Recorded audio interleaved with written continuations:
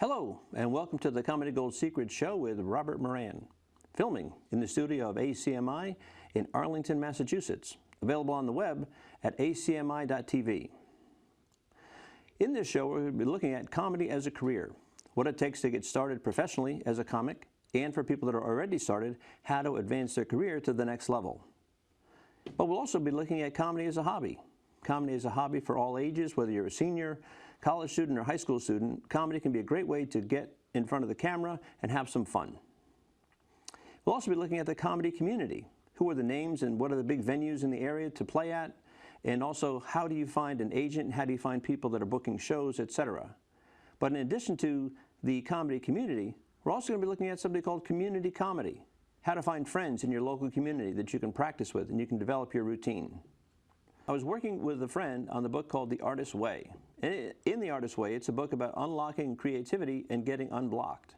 And in there, one of the things she talked about was the shadow. And essentially, the shadow is something that a person likes to do, but they don't do it. So, for example, in my case, I loved watching YouTube. I loved watching comedy specials and comedians since I was a teenager. And I realized, you know what? Maybe I should give it a try.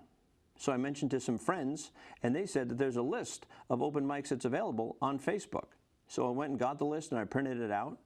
And then what happened was I looked at it on a Wednesday, and I live in Allston, Massachusetts, and there was an open mic on Wednesday at Allston, and I decided to go. At my first open mic, I went just to watch. I went to a place called the Model Cafe, and because I wasn't performing, I thought, you know what, I'll be a good guy and I'll take pictures of all the other comics that are performing.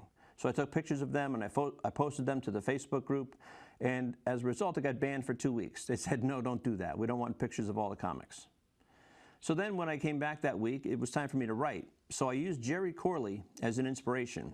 Jerry's on the web. He goes by The Joke Doctor, and his YouTube videos were terrific. They talked about how to write that first, what they call Tight Five. So after following Jerry's advice for the week, I wrote it up. I wrote my first set, and I went back to the Model Cafe, and I performed. And that was a great experience for me. I went to a variety of open mics, and when I went to the open mics, one of the things I found was that most of the time the comics that were there were very intent on what they were going to be saying when they went up for their set, and there wasn't a lot of interaction. So I decided that I would try to find a better way to connect with other comics. Eventually I entered a contest at the Burn in Somerville, and that was a great experience as well. That was the first time I actually literally went up on stage. All the other open mics were on ground level.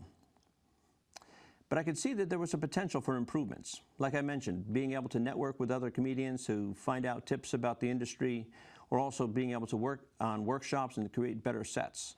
So I wanted to see if I could make things that would be better. And I had an aha. I would develop a project to map the route to paying gigs. And that's where the project, Comedy Gold Secrets, started. So going to the in-person mics was great, but I wasn't quite doing it because I wanted to have more contact with the comedians between sessions.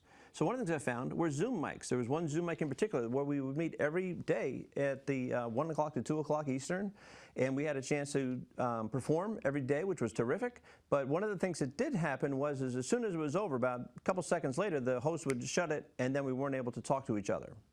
So eventually what I did was I took a class at the Cambridge Community Adult Ed. They had a course there on comedy taught by Josh Filipowski, and I got in free actually because I'm a life model. I modeled for them, and they let me in for nothing. And that was a terrific thing. It was a real turning point.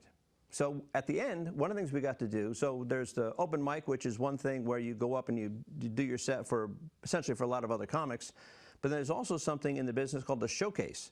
And a showcase is similar to an open mic, but there's actually live people there. There's an audience.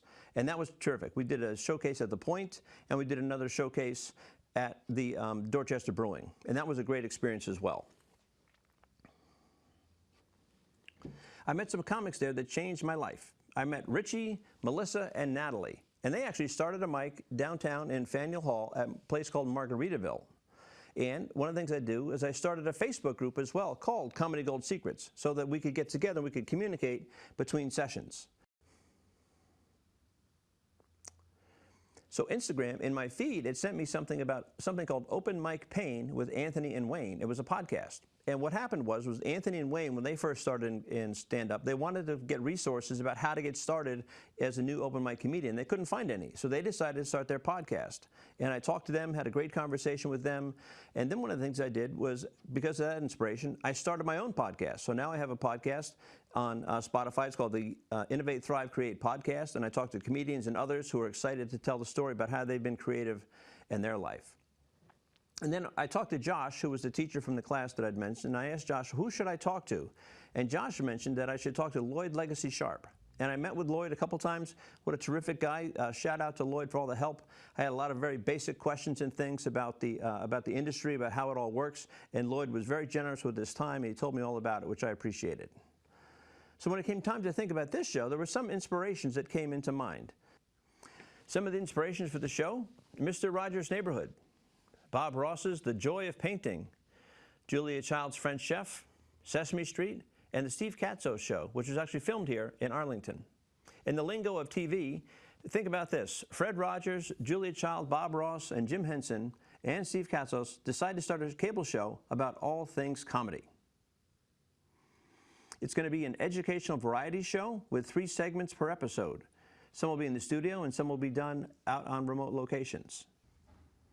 The show is a comedy-themed educational variety show with 3 segments per episode, both in the studio and some will be out, special remote features. Why? Well, one of the things is on a journey like this, there's the inspiration, but then there are obstacles. And the mission of the show is to inspire, instruct, and demonstrate comedy as a satisfying hobby for Arlington residents of any age, and also to map out the path to comedy as a career.